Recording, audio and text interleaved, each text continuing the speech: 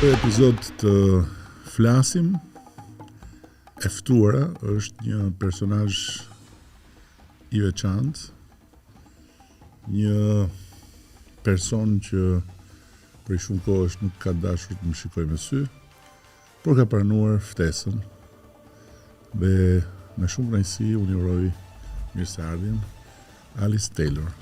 Përshëndetje. You play piano and not many days ago you donated a piano of yours to the music high school.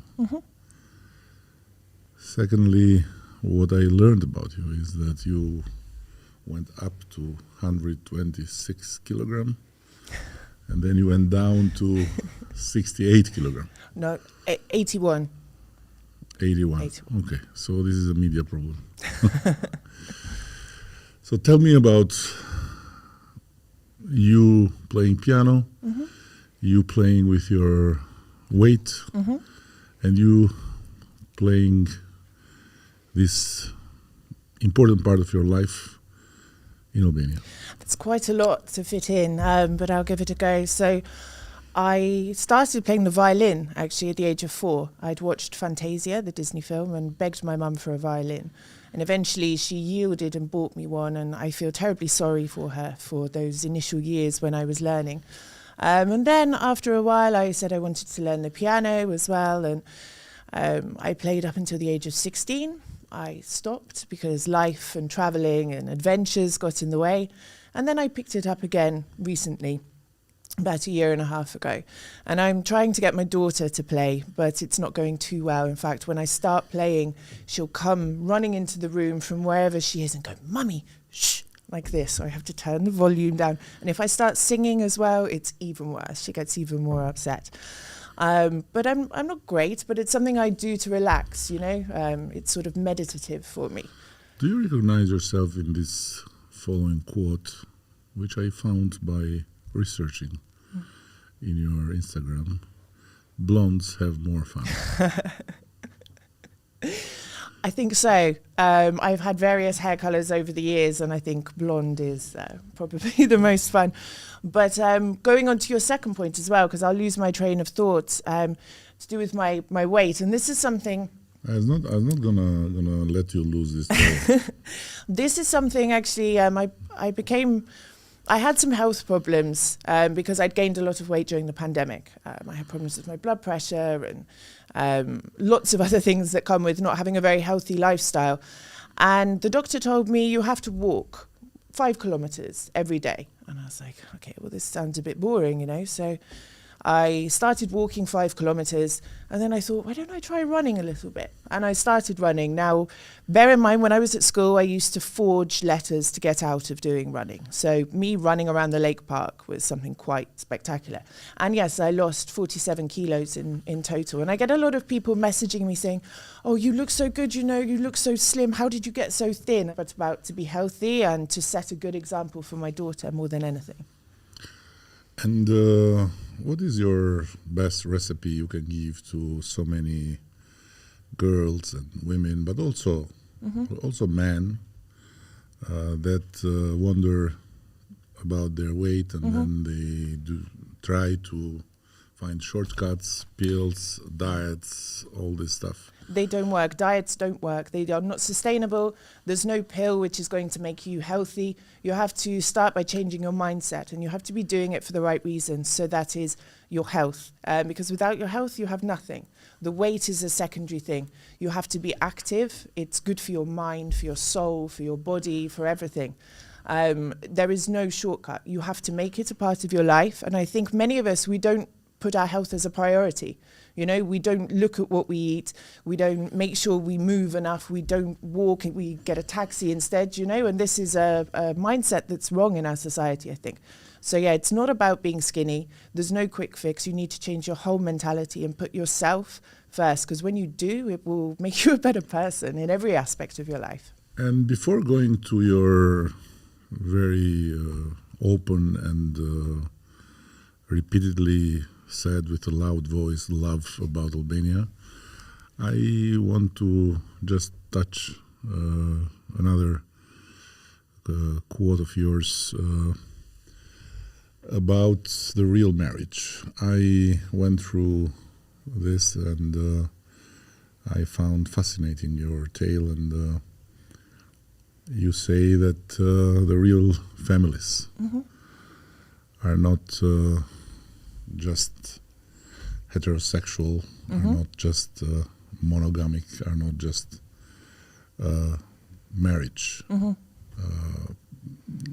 marriage connected. And it's not just here I've noticed this sort of rhetoric, but that a real family must be a married family, you know.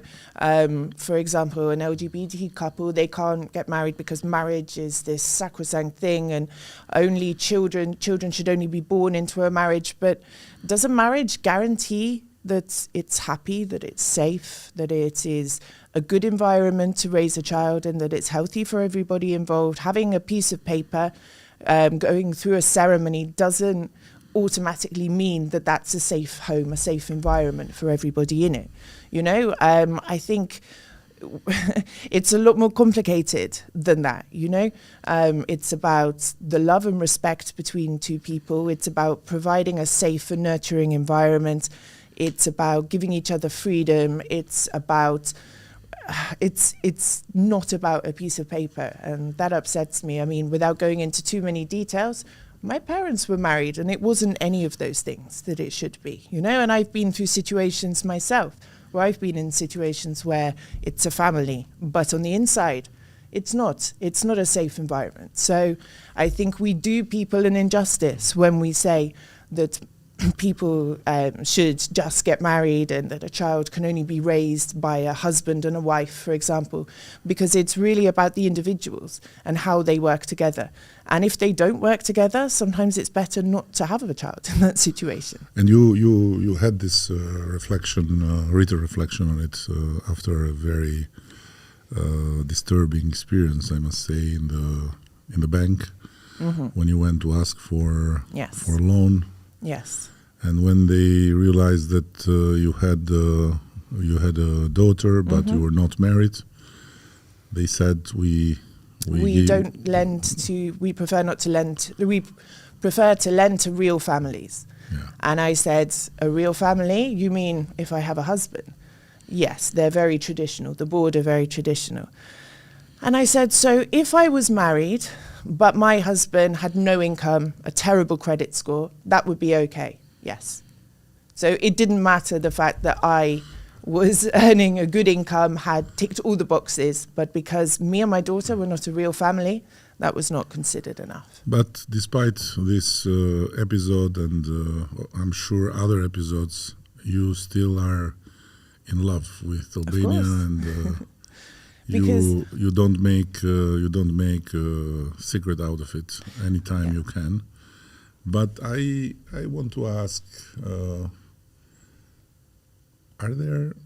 you have many people telling you, oh, come on, stop this, because it's not what you think, it's not how you see it, and you are a foreigner and you just see the fun of it, but we are here having big difficulties? Do you know, overwhelmingly, I get positive feedback. I think there's only been a handful of people in the 5.5 years I've been here who've said, oh, you're just talking from privilege, blah, blah, blah. I think a lot of I get so many messages from Albanian people living here and abroad saying, you know, actually, you're right. Yes, there are problems, but you've made me see things that I hadn't noticed. You've made me see things through your eyes, which has been really refreshing, or you've reminded me that there are things to love about being here. So actually, while there are a few negative voices, and they do have a point, I am privileged to be able to say, I love living here, you know.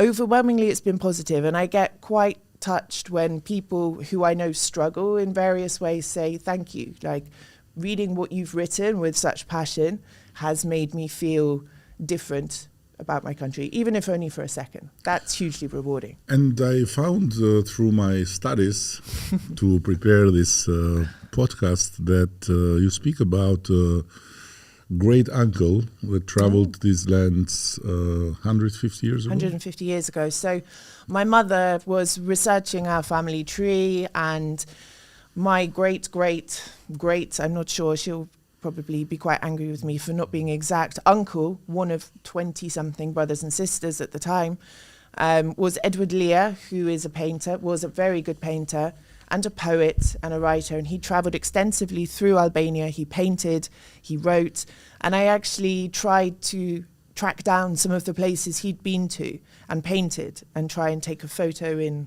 the same spot or as close as I could get.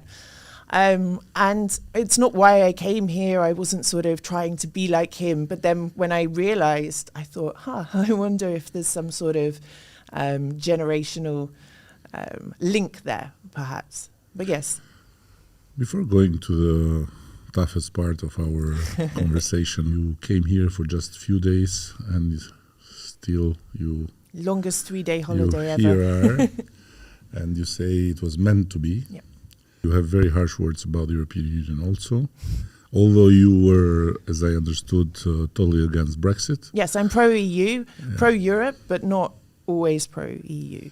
And then we start here with the Albania case and the other big episode of your life in Albania, which is titled Edi Rama.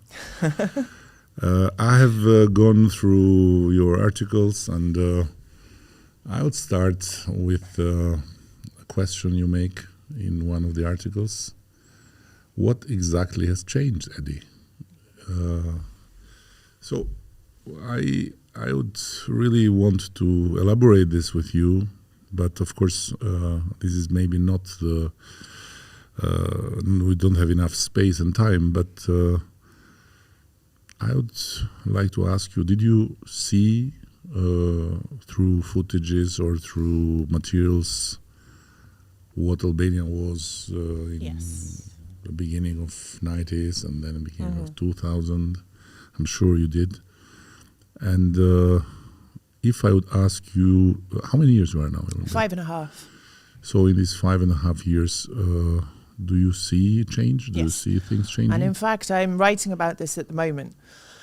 So obviously in 5.5 years, there've been a huge amount of changes. Some of them are good, some of them I'm not necessarily a huge fan of. I don't like all the concrete in Tirana, I don't like all the high rises, I don't like the demolition of the National Theatre, but I like cycle lanes, for example. I like the fact my electric stays on, that I have water around the clock. These sorts of things have changed. The fact that things are all online now, it's a lot easier to get things done here.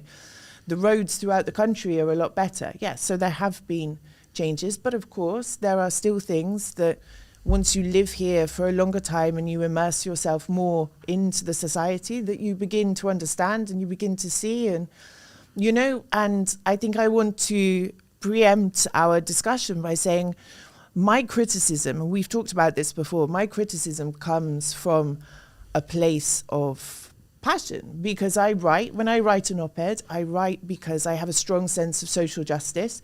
If I see something that upsets me, I hear something that upsets me, it upsets me deep inside, and that comes out. And it's because I want things to change. It's because I want to raise my daughter here. It's because I want to grow old here, It's not because I'm just being a pain for the sake of it. You revealed here unintentively, I guess, that we talked before, and I let it for the end because I wanted to also touch, and we will touch at the end, the subject of our meeting and my ask for help in terms of understanding what we could do better, what the government could do better vis-a-vis the freedom of media, but also tackling what is for all concerning in the media world. But going on, I would just try to face you with some of your criticism. And this being said, I first want to fully agree with what you already said. And this is the reason why I still continue to struggle, because although a lot of things have happened for good, there are a lot of other things that are not good. And this is why we have to keep going and we have to fight to make them better.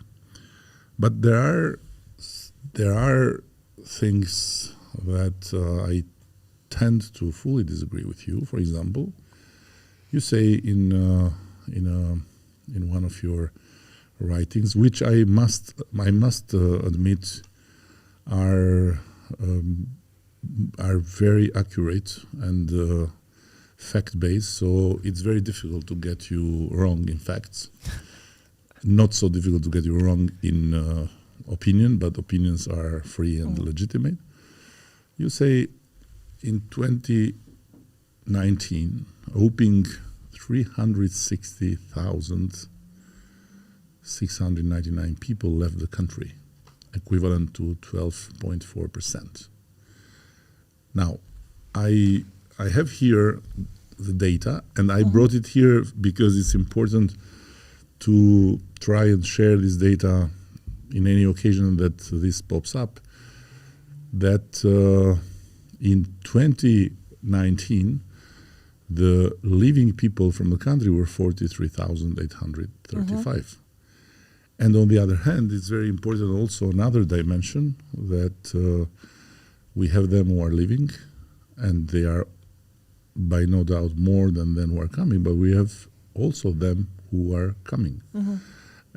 Returnees from long years of immigration or returnees from failed attempts to emigrate. But the most important part of it, I think, has to do in this case with the question: what do you would, if you were in my place, what would you have done better to prevent people leaving? And do you really think that there is a possible force that can stop these kind of historical trends that have to do with many complicated reasons? But in order to do things better, I think we really have to understand what is driving the problem. And I don't think that's completely clear. And I think there are many different factors that come into play here. Like, I believe that it's not just to do with people believing that they can't get a good job here, that the salary is not high enough, that there aren't good opportunities, that there's not good education. You know, these are the reasons I hear bandied about. But I do think that there is a deeper issue which underpins a lot of it. And this is to do with what happened at the end of communism, what happened in 1997. I think there is and maybe I see this from an outside perspective, but I think that there is very much an open wound in Albanian society still from what's happened in the past.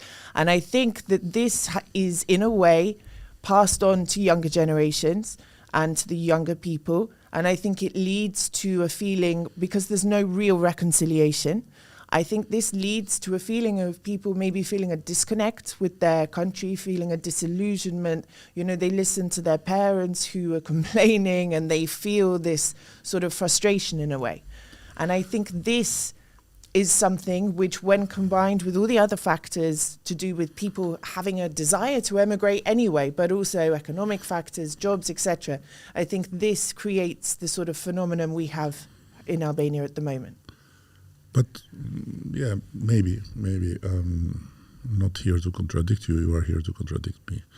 But in the same time, I believe that we should also look a bit differently the whole thing, because globalization with its products has succeeded to reach everywhere, even in the most remote areas of a country like Albania, that is highly mountainous, and you like mountains.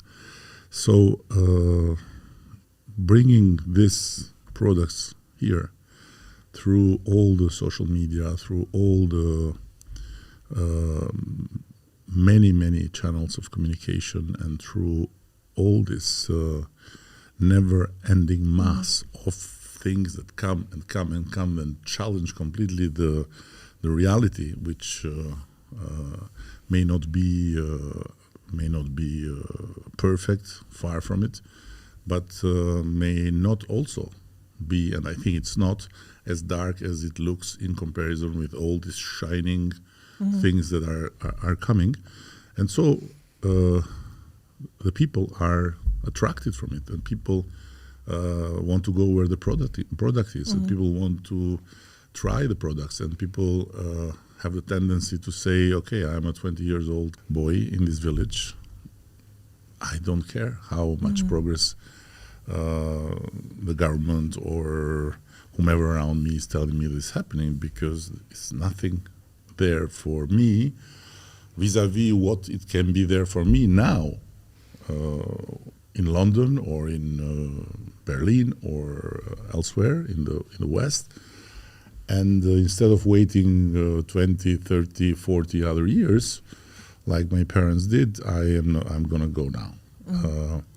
And the other element has to do with the open up of chances. For example, in one of your critic articles, you say that 2 years into Rama first mandate, people realized the way things were going. In fact, I think it was 2015, and it was exactly the moment when a big route opened from the coming of million and more refugees towards Germany and towards the north. And at that moment, it was like, come.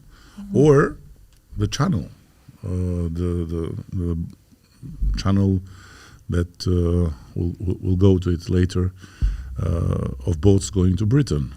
It was like popping up, and in parallel, some of people maybe have planned, some other people saw that, it's open, let's go, there is this possibility. Anyhow, it's a difficult and complex, and this I agree with you, but I want now to face you, because you tell your readers, not forget that Rama comes from a family of communists, and he told us that his father was on the right side of history. Now, that caused a big stir. This of my father was what I said about my father had to do with the Second World War, right side of history, meaning that the communists were in the right side of history at that time, and then of course they brought hell on earth. Let me say it all. I have the impression when I read this that you would not say it if you would not have had some Albanization and some merging with the local and context, because for a woman of the world like you, traveler, liberal, very, very much passionate about writing, but also in general with strong opinions, but as I said, trying always to not play with facts. To say something like that. Bearing in mind how I feel about this country and being here, that I feel more at home here than anywhere else, when I started to look into the history, and I've read so much and I've done interviews and documentaries with families who are still missing relatives after the end of communism, and I've seen them crying over photos of their loved ones. They don't know where the bodies are, people who lost land and all sorts of things, and it had horrific experiences. You have to be very cold to not let that touch you emotionally, to see people, to understand some of the suffering, a lot of the suffering that went on, that happened in the camps in Tepelena, that happened to persecuted people, and that stays with you. And you become angry about it. I can't agree more with you, and I was angry with that, and it was this anger that anger that brought me in the streets against communism. But this notion of the communist family, and then there is something else that I want to add. Here, we are still paying the cost of what happened. But I think the cost of what happened is fundamentally related with the damages that communism did, not simply physically to people, not simply economically to the country, not simply in terms of so many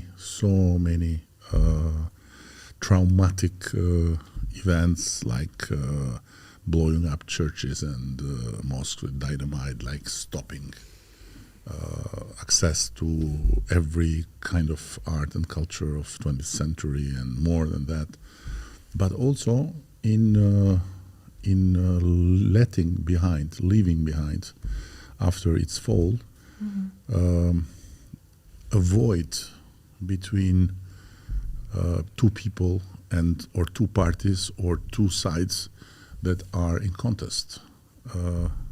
Communism killed every notion of the opponent.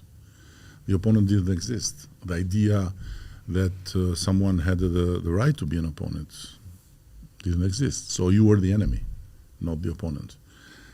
And without the killings, without the jailings, without the political persecution for your opinions, we kept going with the character assassination, with the way of debating our different opinions.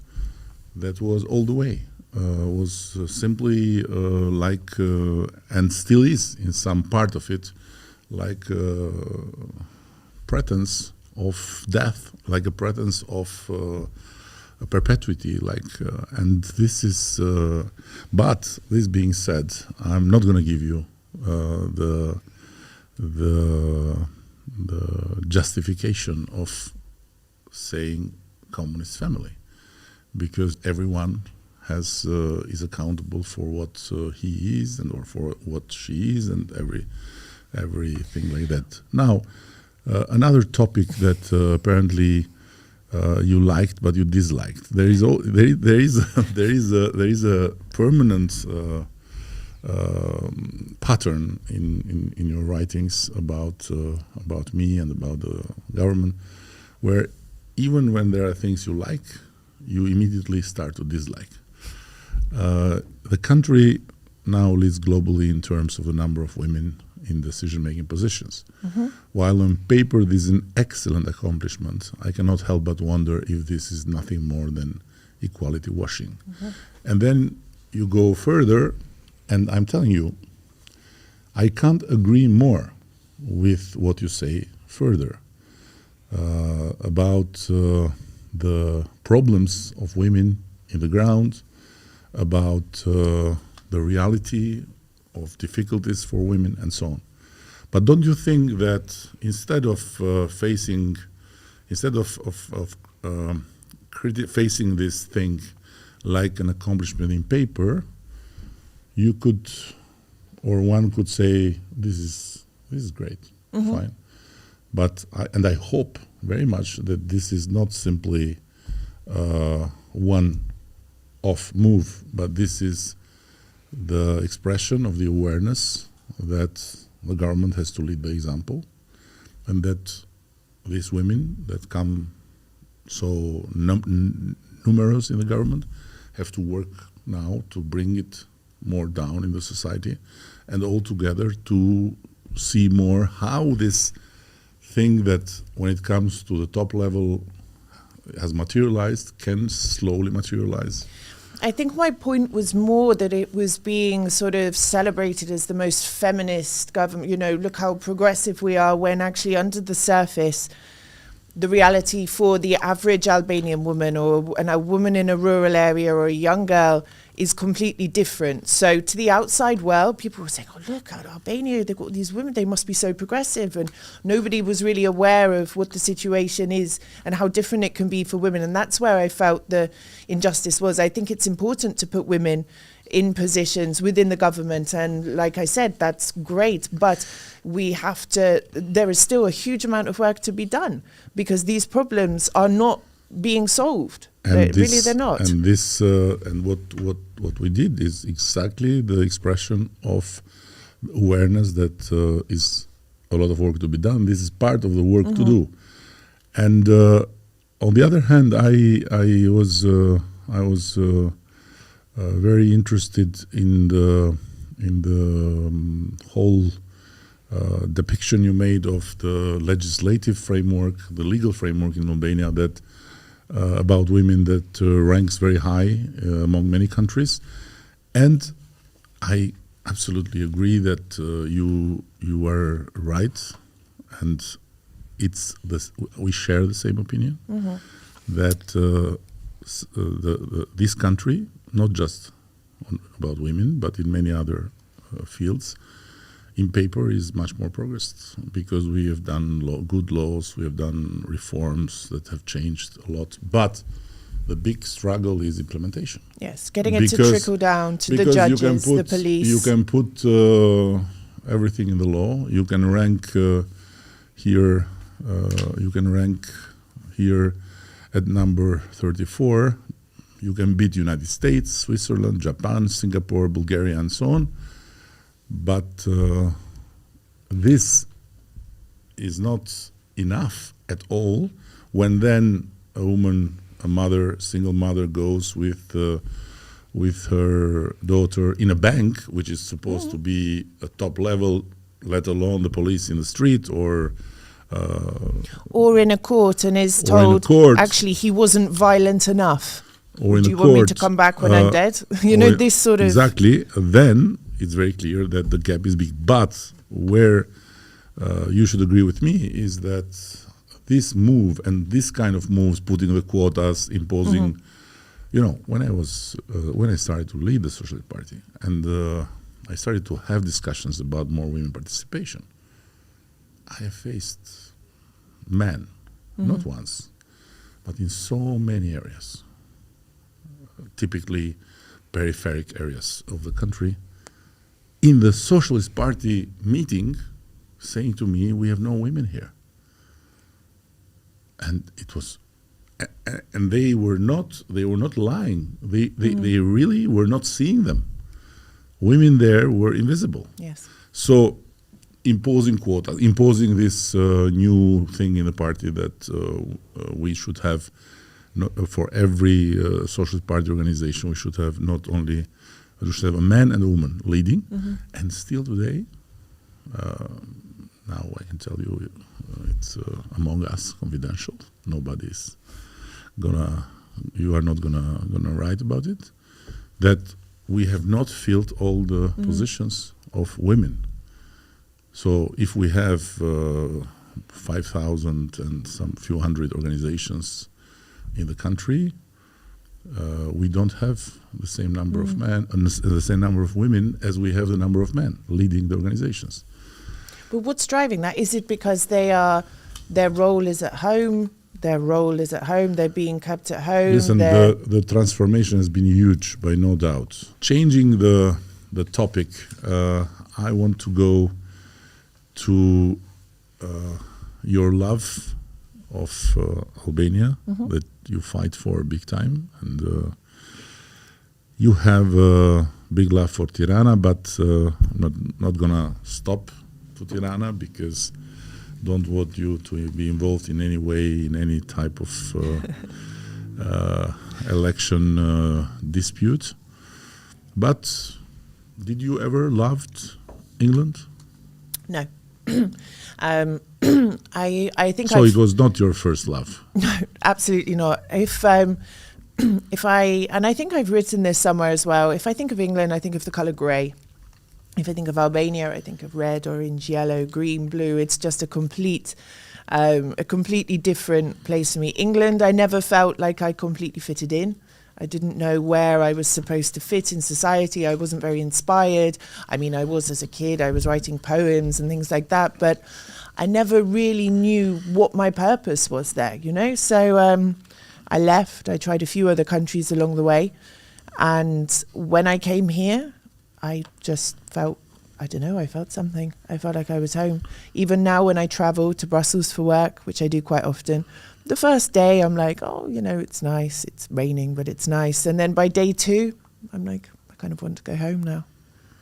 It's fascinating how you describe Albania and Tirana and other places, because if someone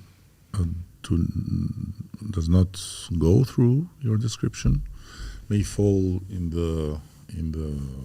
stereotype thought that she's just bullshitting us because she's here, foreigner, she has a job, she has decent income, she's respected everywhere because anyhow she speaks English, so let me say it all, she's beautiful. And then when you go through, you have a very structured way to explain your love. So it's not irrational, it's not just falling exotically for a country where, you find some amusement with some cows, with some colors here and there, with some people that are crazy, with some parties. No, it's very structured. And when you compare what you find in Tirana, the energy, and it's very beautiful the way you describe the experience in Tirana, and then you put in front of it big cities like Prague, like Milan, like this, like that, and you raise the issue of uniformization, of globalization of the thinking, and also globalization of the taste, and suddenly you feel cold, and you make the reader feel cold about it. So this is very, very, very interesting. But, and I'm not gonna bother you with the troubled Britain, because maybe you felt the trouble long ago, you left, and now when you say I never even loved it, I cannot revenge on that. But what's wrong with Britain? Terrible food, awful, bad weather. But what's wrong today? What's happening? What's wrong today? The government is wrong. So their rhetoric against Albanians, I mean, number one, it's an embarrassment. I'm embarrassed when I see the latest thing that they've said. I'm embarrassed by their immigration policies. I'm embarrassed with the way they treat foreigners there. This is the main thing. Like, it makes me feel, when I hear people telling me, Albanian people telling me their children are being bullied in school in England for being Albanian, or their mother was refused a visa to come and visit because their daughter's just had a baby, I'm embarrassed to hear that. Like, what makes the government there think the country's so great that they have the right to turn away another human being who has, a valid reason to want to go there? I have friends that have failed to get visas to study at university there, for example. I mean, this is ridiculous when the country has a shortage of workers as well. And I find it really embarrassing. It doesn't make me proud to be British at all. And I have to thank you for having been vocal in that, because we need voices to fight with for what is right and what is fundamentally wrong against, and being anyhow, you can't deny you are a Brit. It makes us feel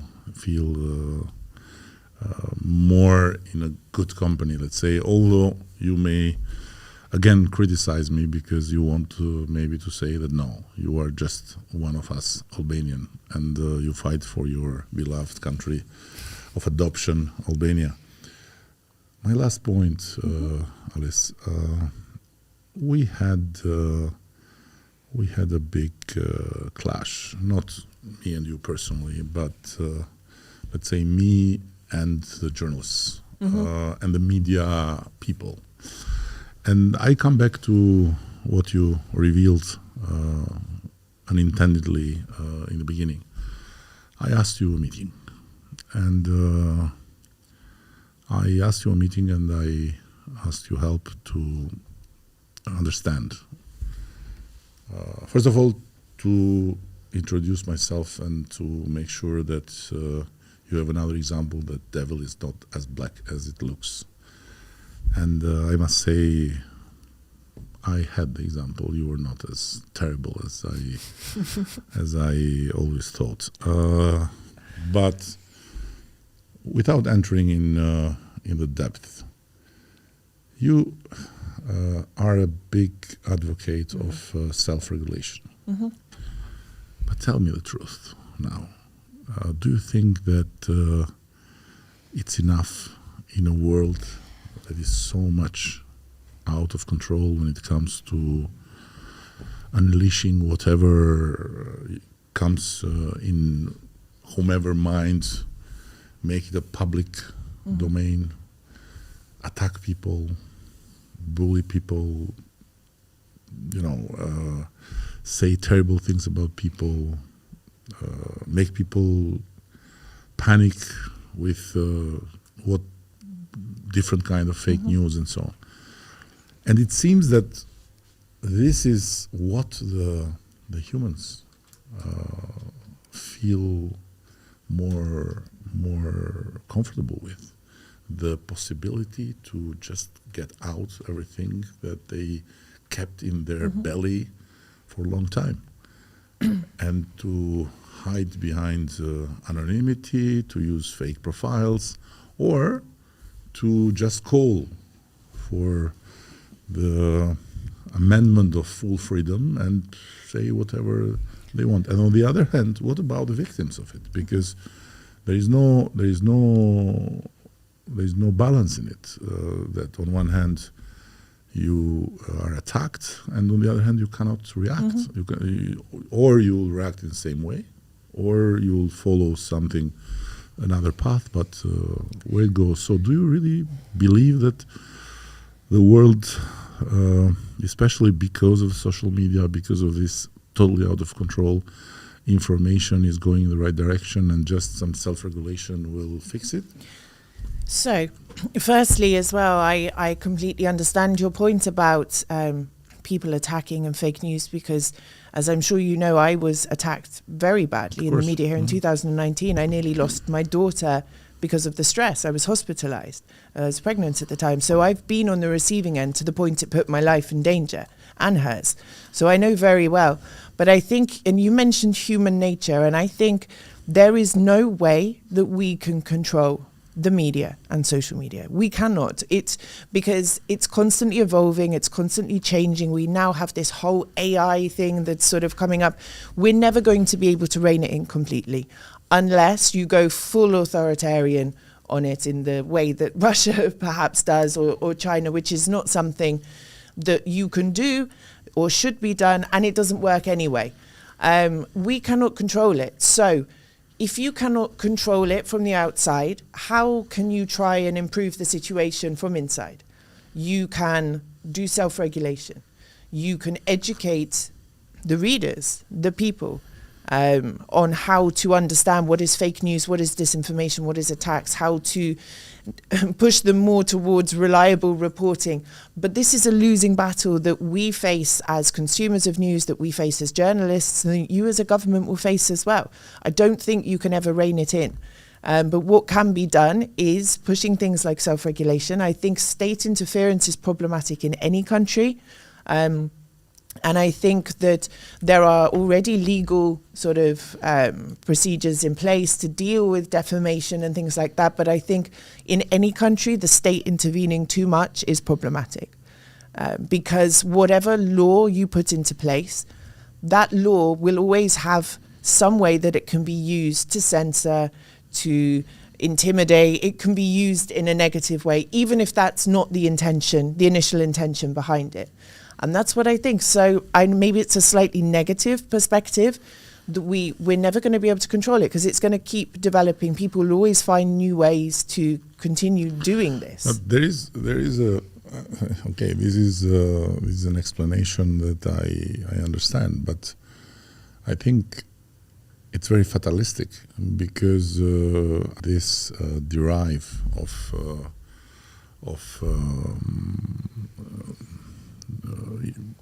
untruth and of irresponsible behavior in the public space will bring the world, and especially the democratic world, to collapse. This is my instinct, and I I haven't had the chance to tell you. My first contact with the free media has been with The Guardian in the 90s, when I was pushed by a friend of mine to write, because he invited me to go to London. I was refused British visa, and I wrote something for The Guardian. And at that time there was no mobile phones. I go back at my place. I was in Paris, waiting to go to London, and I find this answer machine message.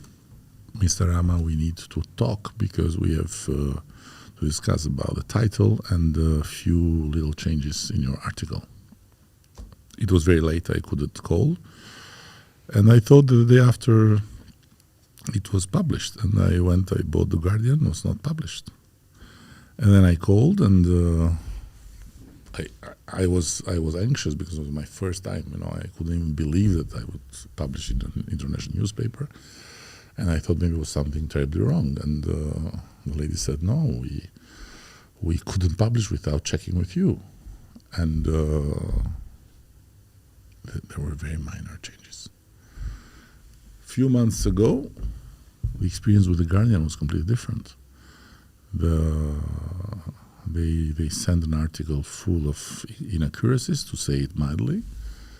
They wanted a quote from me as Prime Minister, and we responded that we were ready to have a conversation. And in the meantime, we sent them facts about, and their answer was, "This is very interesting, but we have a deadline for tomorrow at 12. And it was published like that. So it should have been a reason why the fact-checking and the respect for the author has been so much a religion in the world of media. And this goes back to what you said. There is this frenzy, this media frenzy. Everyone wants to be the first to publish. They're trying to push out news as quickly as possible. It's more monetized than it was back then when you wrote. This is the issue. And again, I mean, this is an issue in Albania as well. Media struggle to survive here, financially, unless they are sort of involved in advertising and getting money for here, or they have other business interests, so it becomes difficult for people to not be motivated by money to do their work as a media or a journalist here. Thank you. No pressure. Ti e bëre këtë hap, erdhe këtu, takove djallin.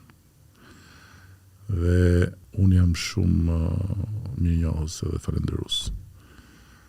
Por një pyetje kam. E mendove përpara se sa të përgjigje pozitivisht, dhe a e mendon tani dhe më shumë që mund të thonë të bleu, të korruptoj, të bëri për vete, të bëri magji, nuk je më jona, nuk je më... Understood? But have I sat here and agreed with everything you've said? No, you didn't. But the fact that you came here... but this is and do you know what? And I was talking to one of your team members outside earlier. I said, this society is so divided, and the concept that you can't engage with either side, simultaneously is completely alien. I'm accused of being paid by this one and that one, and actually, as someone who sits on the fence, as much as I try to, and I write with passion and honesty, I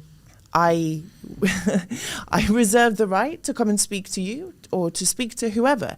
I'm interested. I was curious by your invitation. I liked the fact that you wanted to tackle some of the critical things I've written. I think it would be silly to say no.